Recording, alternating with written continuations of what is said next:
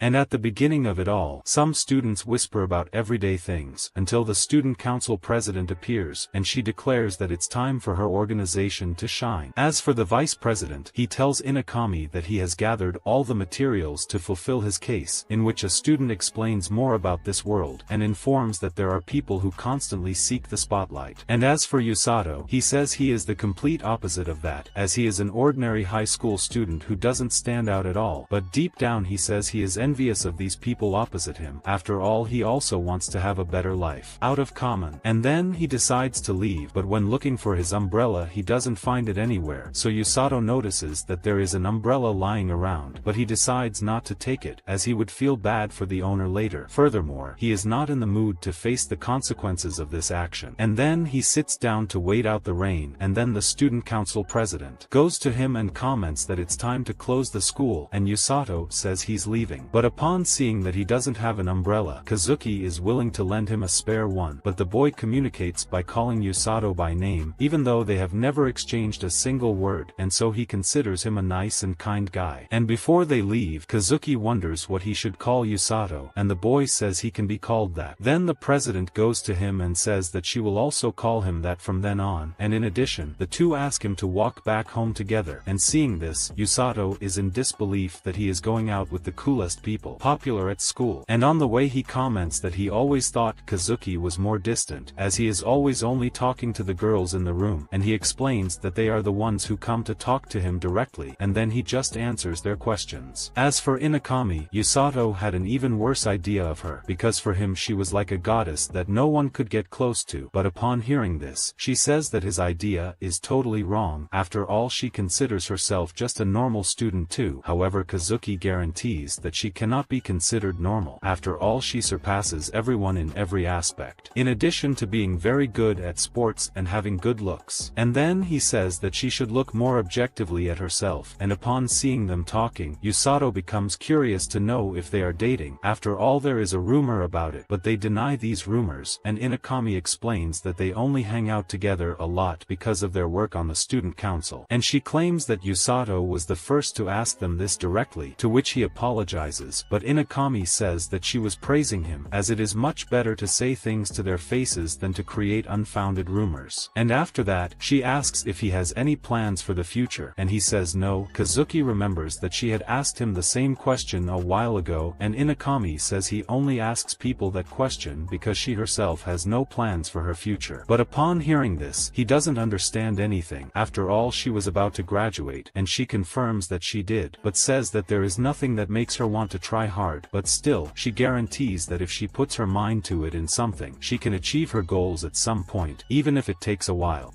And as for Usato, he comments that who suffers from the complete opposite, but Inakami says that being gifted is not what she wanted, and upon hearing this, he identifies a lot, because even though they are different people, the feelings they both have are the same. And as they walk, Kazuki hears a strange sound, similar to a bell, and then Inakami also hears the same sound getting louder and louder, but Usato says he doesn't hear anything. And suddenly a magic circle opens beneath their feet, and this makes Inakami excited to find out where they are going, as the idea of seeing monsters and a hero in the other world fascinates her. And after that, Usato is woken up by Kazuki, and looking around he doesn't understand where he is, and the vice president says he also has no idea where they are. After all, he was just woken up by Inakami. And speaking of her, the girl appears behind the two with a very excited look, and then the king addresses them, and says that the three have just woken up, so it is natural that they are confused and have no idea where they are. And Kazuki, already fed up, asks who that guy could be, and when faced with such arrogance, one of the servants tells him to have more respect when talking to Lloyd, but the king says everything is fine, and he asks him to everyone listen carefully. In this he introduces himself as Lloyd Vulgast Linger, the king of the Linger Kingdom, and getting straight to the point, he states that the three were summoned to be heroes in the Linger Kingdom, and when faced with this news, Inakami almost jumps with happiness. And then Lloyd explains that 2 years ago his kingdom was besieged by the king of the demons of this world, as he led an army and managed to attack the Linger kingdom, and after a long and intense battle, the king barely managed to repel the demons. And since then, the demon lord has been making his army stronger and stronger, which is why Lloyd believes that his kingdom will not be able to survive in the next battle, and as a last resort they have collected a forbidden magic that allows them to summon warriors from others worlds that have the potential to oppose the demon lord. And then Kazuki gets up indignantly and says that the king only summoned them to serve his selfish interests, so he orders Lloyd to send them to his world immediately, but the king states that this is not possible because the summoning magic of the hero only works in one direction, that is, he can bring them there, but he cannot send them back. Kazuki then asks what will happen to them from now on, and he explains that everyone there left their family behind, and the king says he is sorry for their situation too, however he is desperate to save his people. And then Kazuki tries to attack, but the servants point their weapons at him, so Usato asks the boy to calm down, and he claims that building a shack there won't help anything, so Lloyd goes to them and promises to find a way to get them back home in the near future, but in the meantime, he asks the three of them to lend their powers to your kingdom. And then Inakami asks why the king calls them heroes. After all, she doesn't think he knows anything about them, and to answer that question, he calls another person, and she explains that the hero's summoning magic contains a spell that looks for those with the greatest potential to be heroes. And she claims they must have heard the sound of a bell right after the invocation, and this would be proof of their potential to become heroes. And then they remember that Usato had said that he didn't hear any sound at the time, or he was simply taken to there for nothing. And well, the girl takes a crystal ball and says that she will see their magical abilities with it, and meanwhile Kazuki asks Usato if he really doesn't mind not being a hero, and he says no. After all, Welsi had said that he could perhaps use magic even without being a hero. However, Kazuki still has his doubts as to whether he would really be happy about being dragged into this situation with them, but Usato states that being upset won't solve anything. Instead, he prefers to focus on what can be done. Kazuki says that he is much more sensible than he expected, but Usato claims that Inakami is accepting this whole situation much better than he is. And when finishing the preparations, Welsi tells Inakami to place her hand on the crystal ball, and then the ball takes on a yellowish color, in which Welsi explains that the girl has a greater aptitude for thunder magic. In addition, she also has ample reserves of mana. And upon discovering this, Inakami becomes even more excited, and Usato comments that this attribute suits a fantasy freak like her very well. And after that, Kazuki puts his hand on the crystal ball too, and Welsi explains that he has an aptitude for light magic, and this is incredible magic, as few are able to use it. Furthermore, this attribute is excellent for fighting demons. And finally, she calls Usato to test his magic, and when he touches the ball, a green light sets the place on fire, and then Welsi is in shock and just pulls him to the king. And getting there, she reveals that the crystal ball has turned green, at which the king is scared, as this means that his attribute is extremely rare. And then Lloyd says that he must be taken away from the castle, and Usato is left without understanding anything. Then a scary girl comes to them and asks how the invocation ritual went, but the king tries to talk her out of it, saying that she should be on leave that day, but Rose states that a servant of the king could never be on leave. And then she stops in front of Usato and asks if he would be that hero, and Lloyd says he isn't, because the boy was sent there by mistake. She then introduces herself to Usato as Rose, the captain of the rescue squad of Kingdom. But upon hearing this, Usato wonders if Rose would be a trustworthy person. After all, he feels a murderous aura coming from her, and then Welsi tells her that the true heroes are waiting near the crystal ball, so the two go there. And Lloyd tells Usato that he's still going to see what he's going to do with him, and the boy complains. After all, Welsi hasn't said anything about his magic yet, and then he asks what the green attribute means, but when he says that, Rose hears him and decides to take Usato with her, and Welsi manages to get him out of there, throwing him away. However, Rose goes to him and manages to capture him, so she promises the king that she will transform Usato into a true healer, but the king tries to explain to her that he is there by accident. Then his friends are notified of what is happening, but Welsi reassures them, saying that he was not taken to be killed. He had actually been captured by the rescue squad after Rose discovered that he was a healer. After all, she is part of this rare class, and her plan is having Usato as his subordinate. And upon hearing this explanation, Inakami says that he doesn't appear to be in trouble, but Welsi states that Rose's training methods are not the most pleasant. And meanwhile, she explains more to Usato about his potential to become a healer, and then she introduces him to the other residents of the house, where a giant named Tong welcomes him. Then the other colleague says he is Mill. Then Alec and Gomel come, and finally, the last resident introduces himself as Ged, but when she sees them scaring the newcomer, Rose kicks Tong away to serve as an example to the others.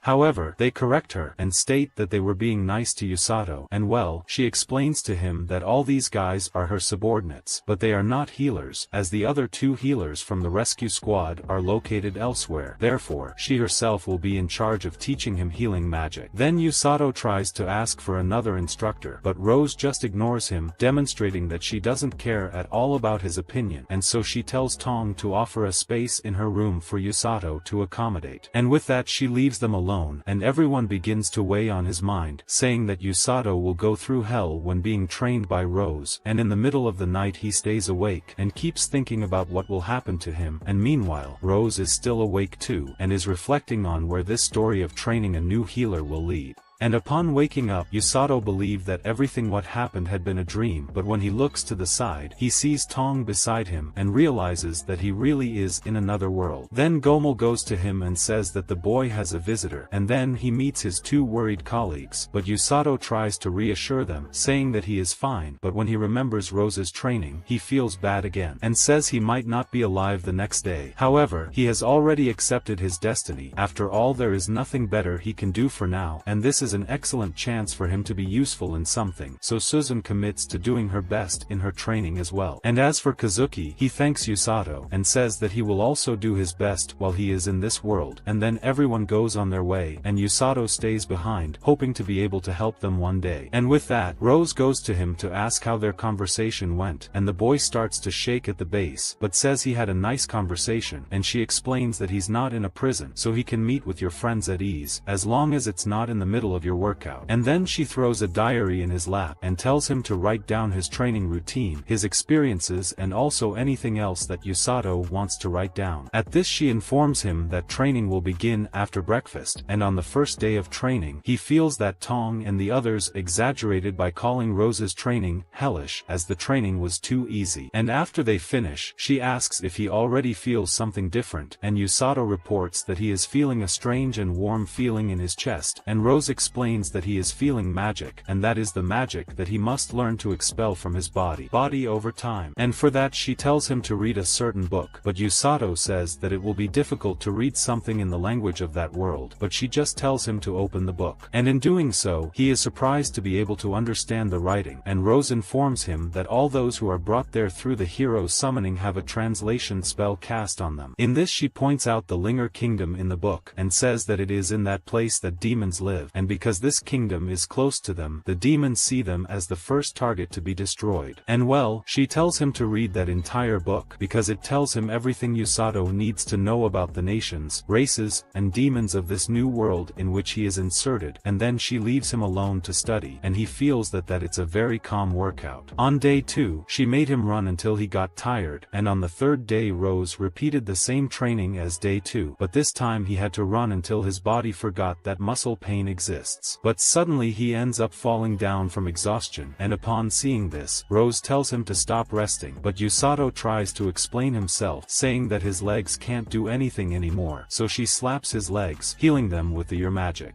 And then she calls him trash and sends Usatoran again without caring about his life, because if he dies in training, she can heal him with her magic, and upon hearing this he feels like screaming and calling her crazy, but how can he not do it? This Usato decides to vent in his diary, and on day 4, he starts training with the other members of the squad, where everyone starts to praise him, saying that he should try even harder. And upon seeing him falling behind, Rose calls him a worm, and even though he wants to respond, Usato decides to vent about it in his diary once again, and after a few more days of running, he falls into the mud with strength, and when looking at his hand, he notices it glowing with healing magic. And arriving on day 7, he was again forced to run until he almost became a professional Vasco player, but this time she gave him a little push and kicked him away. And then Rose states that the more he hates her, the harder she will be with him, and Usato wonders if she would have read his outburst in the diary, but he remembers that she doesn't know Japanese, so there would be no way for her to understand what he is saying, written there, and then she throws him away so that he continues running, and as a few more days pass, he continues to be kicked, but at a certain point, his entire body stops hurting, and he understands that his healing magic is beginning to take effect. And having learned how to do this magic, Usato notices that he started to run without ever getting tired, but this training still doesn't seem to make sense in his head, as Usato believes that he won't be useful for Kazuki and Inakami if he just keeps running. So she tells him to do 30 more laps and speed up the pace, and he looks like he's getting angry, and uses that feeling to prove to her that he's capable of keeping up with the training. And arriving on day 11, Rose adds the push-up exercise to his training, and then she reveals that there is something important in strengthening his body. In this case, if he needs to escape from an enemy on the battlefield, he needs to have agility to do that. Furthermore, he can use this to save his friends who are vulnerable to danger, because the faster he can run, the faster he can save his friends. And upon hearing this, he becomes thoughtful and returns to training, and Usato realizes that he managed to complete the day's training without her having to shout, and although this was a victory worthy of celebration, it ended up scaring him even more. On the 12th, he spent the day running, and as the afternoon fell, Usato returned to push-ups, and began to feel his body lighter. But on the 13th, Rose added weights to his body, as she noticed that he was already accustomed to your normal body weight. And the next day, Usato takes a break from training for lunch, when Tong reveals that he ate his food by mistake, and then Usato gets angry and starts running after him with the weights on his body. And a week after that, his two friends came to visit him. And when they get there, they both see Usato training hard, and Rose notices that the boy has slowed down the pace of his push-ups, and so she tells him to try harder. After all that training was still nothing. He responds to this, saying that he is not giving up, and states that she is actually very light, and when she sees Usato all full of strength, she throws another heavy stone at his back. However, the boy continues to make an effort, and Rose says that he is slowly becoming the man she had projected in her mind, and she comments that she will be able to take the next step with him faster than expected. And meanwhile, Inakami and Kazuki are amazed to see all of Usato's resistance, and Siglise goes to Rose to complain about his attitude, as she is training him in an extreme way. And then she says that her means are different from his, and her goal is to make Usato her right-hand man, so she can't give him the luxury of light training. Furthermore, she is amused by the fact that the boy hates losing and never gives up, and the fact that he can withstand her training is enough for both of them to seal the deal. And upon seeing Siglise trying to help him, Usato feels that he is getting in the way more, so Rose tells the boy to take a lunch break, and as for Siglise, he leaves his daughter Celia in the care of Inakami and Kazuki, as he will need to have a talk with Rose. And when they are alone, Siglise states that something is wrong with her, and he says that even though the king has reinstated Rose, he is against this decision. And meanwhile, Kazuki explains to Usato that Siglise was from Linger, and is currently the commander of the kingdom's army, and also the strongest knight. And he informs that they are both learning to fight with swords through Siglise training, and Usato understands the whole situation, and asks who the girl is with them. And she introduces herself as Celia Vulgast Linger, the king's daughter, and upon discovering that she would be the princess, Usato apologizes for having spoken to her so formally, but she asks him to feel comfortable in her presence. Then Inakami remembers that Kazuki reacted the same way when he saw the royal princess for the first time, and then the princess serves everyone a pie, and while they eat, Kazuki asks if Usato's training is always this hard, and he responds that today's training was actually easy, and then he asks about their training, to which Kazuki explains that they train in sword fighting with Siglise, while the magic part is taught by Welsi. However, all training is carried out taking into account their physical and mental limitations, unlike Usato's training where nothing is taken into consideration. And then Kazuki apologizes to his friend, but Usato says he doesn't need to apologize for anything, and when he goes to get another slice of pie, Inakami lifts his shirt to see his toned stomach. And upon seeing his abdominal muscles, she asks to be able to touch them, so he tries to escape the situation by remembering that they were there to say something to him. And then Kazuki explains that their intention there was to find out if Usato was going through any difficulties, and the boy explains that at first his desire to escape was enormous, but over time he got used to it and that desire passed. And he states that nowadays training has become enjoyable. Besides, Usato reports that his life there is not so bad, but he still believes that he is only there out of stubbornness. After all, his friends will fight as heroes, and he needs to be useful in helping them. And upon hearing this, Inakami she says she wants to be saved by him when she she's in trouble, but he says it's too late for her to try to act like a normal girl, but Inakami says she's always been a normal girl. And then Tong shows up there to bring Usato lunch, but upon remembering his hesitation last time, Usato gets angry and the two start to fight, and seeing all this bullshit Celia asks if they should intervene, and Kazuki he says it's not necessary. After all, these fights must already be commonplace in Usato's life. And then Inakami comments that he is apparently adapting to that world even faster than them, and with that Kazuki is inspired and decides to return to the castle to train more. And when observing Usato, Inakami feels that there is some reason why they were sent together to that world, and when night comes, the boy feels happy to have been able to see his friends again. However, Usato says he was afraid of Usato's reaction Inakami that day earlier, but still, he notes that she was right in saying that his body had changed, and although his training has made him different aesthetically, Usato still wonders if he would be able to run fast to save his friends. And the next day Rose throws a bag in his lap and says that they are going out, and the two of them come to a guard named Thomas, and Rose informs him that she is there to introduce one of her boys. And as they walk a little further, they arrive in a forest known as the Darkness of Linger, a place famous for always being full of monsters. And then she explains that Usato must kill a grand grizzly, otherwise he won't return home, and upon hearing this he remembers the book he read and says that this monster is described as a frightening bear. However, Rose claims that a grand grizzly is no match for him, but Usato says that she didn't teach him how to fight, so he wouldn't be able to beat this monster, so she just throws him into the forest. And then, after seeing Usato advance in his training, Rose takes him to the most dangerous forest in the kingdom and orders him to go there and return with a grizzly bear, and he freaks out refusing, but she says that in his current state, he can actually hunt one of these. And with that, she throws him into the forest, without a hint of pity for the poor guy, and while still in the air, he notices her starting to move and realizes that he's going to end up dying from that fall, and he even jokes that she's going to make the news for killing his friend subordinate. And with that, he has the idea of turning around, putting his backpack down and starting to use healing magic without stopping, while passing through the tree branches, and when he gets up, he decides to follow Rose's request. After all, there was nothing more he could do about it, and even though he is scared, he is excited to defeat the grand grizzly monster, but when it actually appears his heart almost jumps out of his mouth, and in the middle of his escape he notices that the monster is bigger and more frightening than he imagined. However, he trusts his legs to escape the threat, and when he quickens his pace, Usato feels that he will not need to do anything else to escape, as he believes that the bear will not be able to reach him. But when he looks back, there is the grand grizzly chasing him, but he remembers the hell he went through with Rose, and then Usato states that this bear is nothing compared to his master. He then positions himself to fight one-on-one against the bear, but other bears join the battle, causing Usato to run again. And continuing further, he throws himself into a waterfall, making the bears unable to catch him, and seeing that his prey managed to escape, Grand Grizzly leaves the place with his friends. And as the afternoon falls, Usato remembers the moments of tension he had that day earlier, and when he analyzes the supplies he received from Rose, he feels the lack of any item that would help him make a fire. So he eats the way he can, and remembers again his impossible mission of defeating a Grand Grizzly, and after thinking about it a lot he decides to leave this matter for later. And then Usato writes down on a tree the first day he survived, and the next morning, he prepares and turns his attention to the Grand Grizzly, and in this he feels that he will need to study his enemy more. And his first objective is to find out where this monster lives, and when passing by a specific place he notices some traces of scratches typical of bears, so he wonders if there are any of them nearby, when suddenly Usato hears sounds coming from the vegetation. But when the beast shows up, he discovers that it was just a rabbit, and upon seeing it more closely, Usato notices that the animal is injured, and so he uses his healing magic on the rabbit, and he tells him to be careful so he doesn't get hurt anymore. Once this is done, he takes shelter in a tree again, and waits for the Grand Grizzly, but the rabbit stays next to him, and then Usato tells him to stay away, as he is now hunting some very scary monsters. But still the rabbit continues to follow him, and seeing this Usato deduces that the rabbit may know where to find the Grand Grizzly, so he makes a gesture telling Usato to follow him, and upon arriving at the destination, he is actually taken to the Grand Grizzly. And analyzing the surrounding area, Usato he deduces that the cave is the bear's den, and so he watches them carefully from afar, being careful not to be discovered by the enemy. And suddenly he has a memory of the book he read, and explains that the Grand Grizzly species usually lives in groups, so those other bears would be its partners. bears. And well, upon returning to his hiding place, he goes to a river to get water, but he feels that drinking water without boiling it first could harm him. But as Rose didn't give him tools to make a fire, he finds himself without choices. And when looking to the side, Usato notices that the rabbit came back with him too, and so he explains to his new friend that he will watch the bears again today, and upon arriving at the cave, he reports that nothing different happened to the bears. In fact, Usato started to find the blue grizzlies cute, and in addition to them he also says he finds the black rabbit very cute. And well, the next day, he wakes up with a very strong pain in his stomach after drinking the water, and even using healing magic, the pain doesn't go away immediately, as his symptom is similar to poisoning. And in the midst of his suffering, the rabbit comes back to hurt him less, and in addition, he takes Usato to a place where the water is safe for consumption. And while he is hydrating himself, the rabbit notices something strange in the air and goes to investigate what is happening. And then Usato climbs the tree too and feels that a monster is approaching, and when he sees the rabbit scared, he is already worried. And suddenly a giant snake appears, and he comments that he never read anything about a creature like that in the book that Rose gave him to study. And even though he is unaware of this monster, Usato feels a frightening aura emanating from him as the monster leaves the moonlight without noticing it. And 4 days after that, he continued just watching the bears without doing anything, and even though he found them very cute, Usato must capture the grand grizzly, otherwise he won't be able to return home. So he guarantees that he will catch him the next day, but when the day arrives, the rabbit begs Usato not to go meet the beast, and then he deduces that the rabbit is telling him to wait for the rain to pass. And when the sun rises again, he starts heading towards Grand, and explains to the rabbit that he needs to kill this monster to get out of this forest, and upon arriving at the cave, he takes a deep breath and takes action. However, when he gets close to the bears, Usato discovers that they have been killed, which is why he worries, because if Rose discovers that her prey has been taken by someone else, she will become a beast. And upon further analyzing the injuries on the bears, he deduces that this bite is from the giant snake that passed by them at that time. However, it would not have killed it to eat, but rather for pure fun. And suddenly one of the blue grizzly's bears appears, and is next to his dead family, and Usato feels like crap for having lost to Rose, and because his determination to act was in vain. And when the bear starts crying, Usato feels bad, and so he assures him that he will avenge these deaths, and in the meantime his friends are going to pay him a visit. But Tong informs them that he has been training in the forest for 10 days and still did not return. And upon hearing this, Kazuki worries, and says that this is already a long time, but Tong says that the decision of how long he will stay in the forest is Rose's, so there is not much they can do.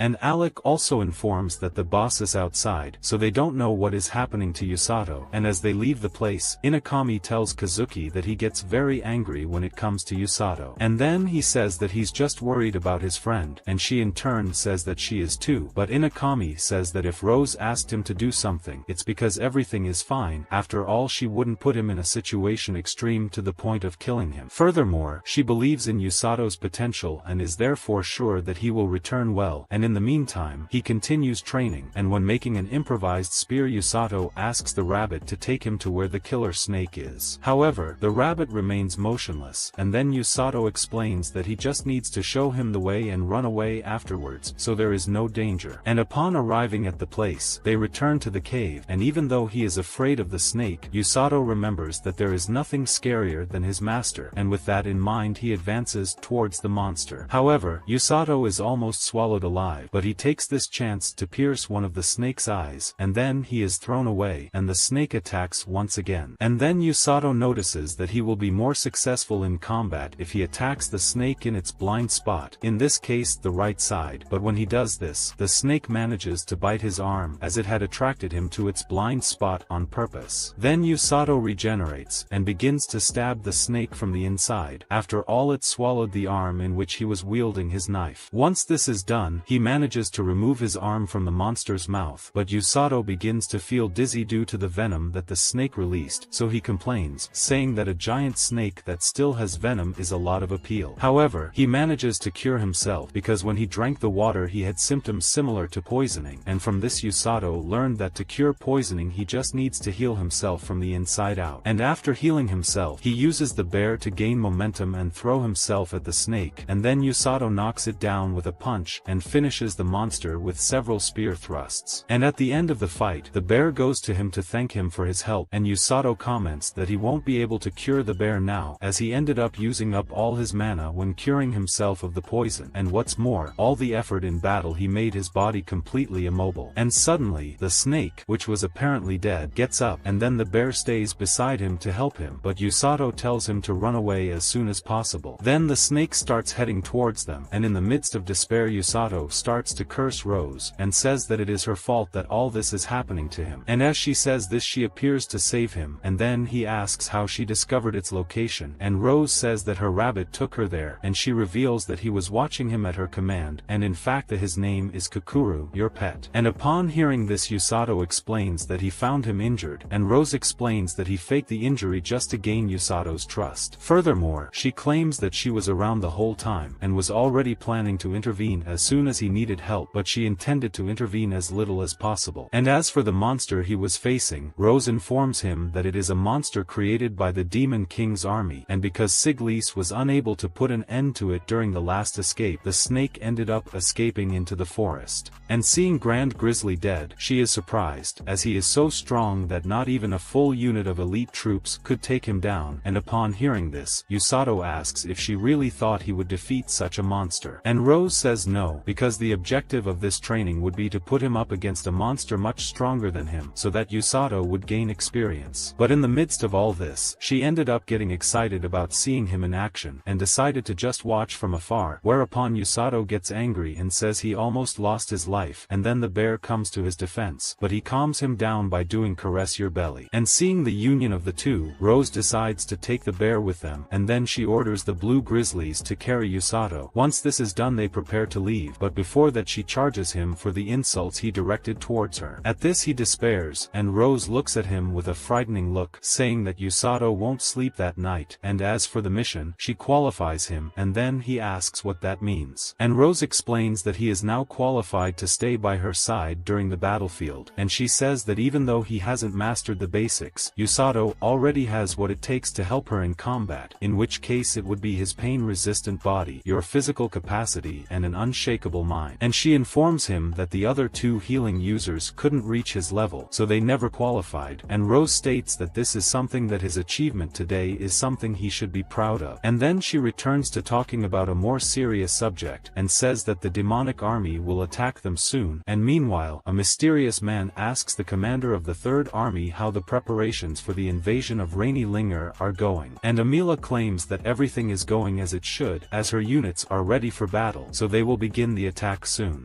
That said, Usato discovers that the worry's closer than he imagined, and then Rose explains that he will be on the front lines with her, healing the wounded. And when faced with such responsibility, Usato asks what Tong and the others will do in this fight, and he also says that he knows about there being two other users of healing magic. And then she comments that there are in fact two other warriors with this magic, however they will have different roles in combat, but Usato still feels unable to fight alongside her with his current abilities. And Rose explains that he will still have time to build confidence in himself. And meanwhile in the enemy castle, Amira informs her boss that the invasion of the Linger Kingdom is close, as the combat units have already prepared for battle. So the Demon King leaves her responsible for leading the troops, and although he doesn't want her to fight to the death, he asks Amira to try as hard as she can, saying that she promises to do her best. And while walking around the castle, one of the servants comments that he noticed Commander Amira's anger in the presence of the Demon King, and so she just tells him to keep focusing his attention on his work, and calls him the Doctor of Monsters, so he asks Amira to stop calling him that, and says that his real name is Hiraluk. Furthermore, he informs her that his work is going very well. After all, he has just created a new prototype of a monster made by demons, and upon hearing this she is interested in going to see his project. And arriving in his room, Hiraluk says that the monster is highly poisonous and has a huge body with sharp fangs, and when naming it, he gave it the name Prototype 72 made by the demon Baljinak. And upon hearing this, Amira informs him that his previous project had the same name, and then Hiraluk remembers that when they invaded the Linger Kingdom, this prototype would have fled after being injured by an enemy called Siglis, but even though he was a failure, Hiraluk guarantees that his new project will be successful. And Amira hopes that this is true. After all, there are other enemies even more problematic in Linger than Siglis, so he notices that she is talking about about the kidnappers, and she says yes, and explains that these people are present on the battlefield, but they do not fight, as their objective is to carry the wounded and take them to the rear without being seen. And in addition to this method of saving allies, they also have a boss healer who heals the injured instantly, and for Amira the worst thing of all is that this boss is a high-level fighter. And in addition, Rose is also an enemy of the Demon King, and for that reason Amira promises to kill her with her own hands, but Hiruluk reminds her that this time she will be the commander, so she won't be able to fight anyone. And so she says she is aware of this, and plans to let one of the demons lead the front line in her place. In the Ksai, that demon would be the deadly dark mage, also known as the Black Knight. And the next day, Usato brings his bear some fruit that he got from the cafeteria, and when he eats one of them, the bear takes his food, showing that he is a true glutton. And seeing Rose's rabbit there too, Usato remembers when he played with his innocent and pure heart, and to free himself, the rabbit throws his cute charm on Usato, hoping to be forgiven. And then he ends up giving in and surrendering a fruit for the rabbit too, and suddenly Rose appears to see what the boy was doing, and she notices him calling the bear Blurin, and Usato explains that he gave his pet that name based on the name of his species. And then Rose informs him that she reported this bear to the king, and with that she got permission to keep it as the property of the rescue team, so he can stay there, but he will have to work too. And upon hearing this, Blurin is amazed, at which Usato asks what exactly his bear should do, and then she puts the bear on top of him so they can do a simulation training, in the case he should treat Blurin as a combat wounded man who needs to be carried. And when he starts to run, Rose tells him to speed up, because if he runs like that the survivors won't survive. And as he continues further, Usato is surprised by his colleagues who try to slow him down. And then he asks what the two are doing, and Tong explains that they are simulating a battlefield, and in their case, the two would be the plasterers. And after an hour of training, he continues to suffer from the traps of his colleagues, for hours have passed, and even the rabbit was helping to hinder Usato. And as he continues a little further, he ends up falling unconscious on the ground, and notices that it lasted less than he expected, and then Rose deduces that this is the current state of his resistance on the battlefield, and she explains that humans generally feel exhausted by nervousness, fear and impatience, and in Usato's case, this would explain his tiredness before his time. And upon learning this information, he asks how to get around it, and then Rose says that he must simply get used to this situation, so he must obtain a mental state of an ability to react that does not break with his fear. And before leaving, she tells him to run back around the castle and the city as soon as he recovers some mana, but he must do this while carrying Blurin. And upon returning to training, everyone around notices the boy running with a blue grizzly on his back, and then Usato realizes that even though his bear is docile, he is still seen as a monster by everyone. And when he wakes up, Blurin sees a stall with some fruits from afar, and asks them to go there, and when the girl assists Usato, he informs her that he has no money, so he won't be able to buy anything, so he takes the opportunity to find out the name of those fruits, which Blurin likes so much, and the lady says that those fruits are peffles. And upon noticing the attendant being very friendly and receptive to him, Usato feels free to ask one more question, and questions why everyone around is calm even with him carrying a blue grizzly bear. And then the lady says that he is part of the rescue team, so people trust him. What's more, she informs him that there are many other scary runners in the rescue team, so everyone is already used to it. And upon seeing who the scary guys are, Usato notices that he is the calmest of them all, and so he decides to leave, but before that the lady gives him a fruit for free, as a symbol of the brief friendship they made. And when leaving the place, a girl named Amako goes to the front of the fair and watches Usato leaving, and in the middle of his trip, he decides to take the opportunity to visit Kazuki and the Inakami. But before he could continue on his way, a boy insists on getting his attention, and when he notices that someone is calling him, they stop to talk. And the boy reveals himself to be a member of the rescue team, and introduces himself as Orga Fleur, one of the organization's healing magic users, and as they conserve a little more, the boy stays on top of everything, and discovers that Usato is a of the summoned heroes. And upon hearing this, Usato says that he trains so hard to the point of forgetting that he came from another world, and then Fleur says that she is surprised by the fact that he can handle the captain's training without dying. After all, he and his younger sister were never able to keep up with the captain Rose's rhythm. And then Usato asks if she would be the other user of healing magic, and Fleur says yes, and explains that they have a clinic in the city where they cure citizens with healing magic. But upon hearing this, Usato wonders if he really knows how to cure himself. After all, he fainted just now, to which Fleur says that he is not very good at healing himself, but on the other hand he is very competent at healing people. And even with this limitation, Fleur is still part of the rescue team, and explains that she works under the captain's command, taking care of the injured at crucial moments. And then Usato remembers when Rose had told him that he would take care of the injured on the line facing. He then asks what exactly Fleur and her sister do on the battlefield, and then he explains that Tong and the others bring the injured soldiers to the rear first, and then he and his sister heal the injured there. Then Usato informs him that Rose wants him to be part of the vanguard, but he confesses that he does not feel comfortable doing this, as Usato believes that he does not have enough skills to take on such an important and decisive role. And then Fleur explains that this position is the most dangerous of all. After all, if they are injured and left behind, everyone can only wait for death. However, if there are users of healing magic around, they can even be saved. But even though this work is tiring and dangerous, Fleur states that the captain would not choose him without having complete trust in him. And after this brief dialogue, Fleur decides to return to the clinic, and in the meantime Usato returns to his training. But before they actually say goodbye, Fleur asks Usato not to hate Rose so much. After all, she is just a bit clumsy when dealing with people. So the boy says he doesn't hate her, they just have some complaints to make about her. Having said that, he goes on his way, and Fleur notices that this time Rose has found the ideal ally, and suddenly his sister appears and complains about him leaving her alone at the clinic, and he in turn comments that he just met an interesting boy. And when Usato arrives at the castle, the guard leaves him free to enter the property with his bear. After all, Rose gave him permission to do so, and when he gets close to his friends, Inakami notices him with a blue bear that he didn't have before. And then Usato explains that this is his companion, and he allows her to touch him because Blurin is docile, but when she puts her hand on him, Blurin refuses to let her caress him, and to disguise this, Usato says that he is just very shy. And then he suggests that she call him by his name, but as she does so, the bear bites her hand, and leaving Blurin aside, she realizes that she hasn't seen him in a long time. And when he notices her hand, he notices that the girl put a lot of effort into sword training, so he heals her. And then she comments that Kazuki isn't there now, as he went to gain experience fighting monsters alongside Siglis and the others. And meanwhile, Kazuki asks Siglis if the Demon Lord's army will attack soon, and he confirms that they will, and deduces that this time they bring even more powerful forces with them, but he says he is safe with Kazuki and Suzun by his side in this battle. And as they continue further, they come across a horde of enemy wolves, and Usato hopes that his friend will be okay, and Inakami says that he will only be gone for a few days, and as soon as he returns, it will be her turn to get experience. And after this brief dialogue, he decides to follow his path, and then he notices that his friends are trying very hard. After all, they will have a war soon, and for that reason, Usato is willing to train even more, so that he can help them. And when he gets home, he notices Rose awake, and so she asks him what he thought of the training, and Usato says he will train some more, having said that she decides to leave him. But before Usato comments that he was scared at first when she talked about the Demon King's attack, but a motivation arose that made him want to participate in all of this. In this case, he wants to protect his friends, and when he heard him speaking with so much conviction, Rose puts her faith in the boy, and tells him to protect everyone. After all, this is the mission of the rescue team. And the next day, she wakes him up with a message from the king, where he asks to see Usato, as he wants the boy to participate in the training of the great heroine Suzun. And the next day, she wakes him up with a message from the king, where he asks to see Usato, as he wants the boy to participate in the training of the great heroine Suzun. And halfway through, he wonders why he is participating in Inakami's training, and then he comments to Rose about Commander Siglis and the knights having accompanied Kazuki. In this, she says that they received the same request for the training of the hero Kazuki, however she refused, as Usato had just returned from the forest. But still, the king made this same request to her again the night before, and then Rose decided not to refuse a request from the king twice. And then she informs him that Usato will be their healer in case of emergencies, and when she gets there, Inakami says she is surprised by his presence, as she didn't imagine they would get together. Then she introduces Uruku, the knight, and then Korin, the wizard, and when he looks at Uruku, Usato feels that they have seen each other somewhere, and then the young man comments that he usually works as a doorman at the castle. And while the two chat, Rose goes to Inakami and explains that the healing magic that Usato uses is not omnipotent, so if she dies, he won't be able to do anything to help her, as his magic is only capable of healing minor injuries and poisons. And that said, Rose guarantees that Inakami will do well in most of the problems she faces. After all, the girl was trained by Siglise, and after warning her about this, she goes to Usato and asks if he wants to receive some advice too. And he prefers not to accept it because in his mind she will just throw insults at him. So she says goodbye to them, and then Inakami comments that his mentor is really very strong. And meanwhile, Kazuki continues training his swordsmanship hard until the princess comes to him and comments that the boy already trained a lot the day before, and she says she is disbelieved to see him training so early. And then Kazuki explains that he had a full night's rest, so he is fine and able to have a full day dedicated to training, but she becomes worried again and asks if he was overdoing it. And Kazuki says no, and meanwhile, Inakami and Usato follow him, and on the way she comments that Kazuki was very excited to get as much combat experience as he could. And for this reason, he felled several monsters on the plains, near a forest called Linger's Darkness, and she claims that this is where they will go to. And upon hearing that name, Usato remembers Bluren's home, and then he wonders if his bear will like to revisit this place. And speaking of him, Inakami tries to take advantage of the moment when Bluren is sleeping to pet him. However, Usato takes her hand away, and the two start an argument, until Bluren ends up waking up because of the noise, and then Usato makes him walk on his own legs, and upon seeing this, Inakami notices a chance to touch the bear, and is willing to carry it too. But when he climbs on her back, she ends up being crushed by him, and then Usato tells her to be careful not to hurt herself anymore before the fight, and she apologizes for making him use his healing magic too soon. However, Usato says that it's not the part that bothers him, and as they continue further, Korin detects the presence of several creatures close to them. And then Aruku is on alert, but Korin soon realizes that in fact that presence was that of other humans, and when they are discovered, one of the men explains that he was planning to ambush Usato and his group. And upon seeing that in this group there is a knight from the royal palace and a wizard, one of the bandits gives them a little morale. However, they order everyone to hand over their belongings anyway, and claim that they have a numerical advantage. And then Inakami is amazed to see real bandits, and she reveals that this is the first time she has seen people like that. And then Bluren goes ahead of the group, and when they see him, everyone despairs. However, one of the bandits warns them that that bear is still just a cub, so they don't need to fear anything. So they plan to catch the bear to turn it into skin, and upon hearing such barbarity, Inakami attacks the bandit who suggested this. And then Usato is relieved that she didn't kill him, and she explains that she trained a lot to be able to control her power well, but their conversation is interrupted by another bandit, who attacks her in hand-to-hand combat. He then calls his companions to attack together, and then Inakami finishes them all off in a single attack of his lightning magic, and when he is hit, one of the bandits complains about this power, and says that it is unfair. Then Korin alerts them that he felt another strange reaction, and suddenly several boars fly at everyone, and when faced with this scene, Aruku is left without understanding anything, and explains that the boar's habitat should be deeper in the forest. And then Bluren goes on the attack, and meanwhile Inakami and Usato are thrown away, and already in the air he uses his healing magic to keep them safe, and when looking around, Usato notices that that place is the same as he was while running away from the bears that day. Then he remembers that there is a waterfall right ahead, and so he tells Inakami to hold his breath, and as they fall, Usato ends up getting the worst of it, but she catches him and guarantees that she will take him to a safe place. And then he awakens and heals her wounds, in which Inakami apologizes for everything that happened, but he states that he is happy that they fell together, and he reveals that when starting his training in the forest, he was thrown exactly in that place by Rose. And Usato claims that there are monsters much stronger than boars out there, and upon hearing this, Inakami suggests that they leave that dangerous forest, and then he says that it will get dark soon, so they should look for a safe place to take shelter and return only in the morning of the following day. And then he reports that he slept in the trees last time, so this will be their shelter that night, but Inakami says that she has never climbed a tree before, after all she never had permission. From this Usato deduces that she is a daughter protected by her rich family, and so he calls her to spend the night in the cave, as there they will also be safe from the rain. But before that, she leaves his side to change her clothes, and tells him not to spy on her, and after that, the two go hunting for food together, and when electrocuting the river, Inakami gets several fish instantly. And besides that, she uses her magic to light the fire, and while he prepares the food, she stays in the corner, and takes a glance at his muscles. Then she sees two monkeys and decides to go see them up close, but Usato says they are poisonous, so she should just look at them from afar. But upon hearing this, she simply ignores his advice, face, and says that they are too cute for her to resist, and then she is bitten and immediately faints, but he heals her. And in the middle of that night, Kazuki discovers from the king that Usato and Inakami are missing, and the king explains that they missed each other after being attacked by a herd of monsters. And when saying this, the king states that he was in doubt about telling Kazuki or not. However, his daughter advised him not to hide anything from any of them. Then the boy asks if the king has already sent a search party, and he informs that he will send one in the morning, but Kazuki says that tomorrow may be too late, and so he decides to go alone to look for his friends. But before he can leave the place, Rose tells him to wait, and explains that Usato and Inakami are probably together, so if that's true, they will certainly be fine. And she reminds him that Usato is her subordinate, and so he won't die so easily, and she assures him that if he's alive, Inakami will be too, and in the meantime, Usato is excited to have her by his side as a campmate. After all, Inakami helps a lot with his magic, and upon hearing this she feels like a convenient tool, but he rephrases his sentence, and says he was just wanting to express his gratitude for her help. Then she starts yawning, and then Usato tells her to sleep first, but Inakami says that he is the one who should sleep before her, as he must be tired from having used so much healing magic. And while trying to sleep, Inakami notices that he doesn't appear to be that sleepy, and so she takes the opportunity to talk to him, and asks him how he feels about being summoned to that world. And he says that this is a difficult question to answer, because at the same time that he wants to return to his old home, he also doesn't want that. And as for Inakami, she claims that she has no desire to return. And when trying to guess why she didn't want to leaving that world, Usato deduces that she just prefers that world to her old world, and then she confirms his suggestion, and reveals that she has no attachment to her old world. And in addition, she wants to abandon her empty self that she left in her home world, and to achieve this, Inakami will need to remain in that new world, as it is thanks to him that she was able to finally have the freedom she always dreamed of. And after listening to her, Usato comments that he feels the same way as her. After all, he also wanted to change his world and his monotonous daily life, and upon arriving in that new world, he was able to change his life to the extreme. Once there, he was called up to the rescue team, and as he strengthened his determination to protect her, Kazuki, and that entire kingdom, Inakami states that she also has the desire to protect that place like a true heroine. That said, Usato sets out to save the people of the Lying Kingdom alongside her, and Inakami notes that he has become a very trustworthy person since they arrived there, and Usato states that she has also changed, as before she was practically untouchable. So she proposes to have a closer relationship with him, and then Usato gets all red and decides to go to sleep soon, and upon noticing his shyness, she starts to make fun of the boy's face, but then Inakami says he is happy to have talked to him that night. And the next day they leave back to the castle, and Usato tells her to be careful with the monsters, having said that they start to hear a suspicious noise just ahead, but Blurin appears and ends all the mystery. Aruku then runs towards them, but soon after ends up fainting from exhaustion, and when he wakes up he explains that Usato's bear suddenly ran away from him and started running towards his owner when he noticed his scent. And then Blurin goes to a specific place and starts sniffing the ground, where Usato explains that that place was the lair where Blurin lived, until suddenly his parents were killed by a giant monster. And after finishing locating the place, the bear decides to return to Usato, so Inakami understands that Blurin is communicating that she wants to stay by his side now, having said that she calls him so they can come back soon.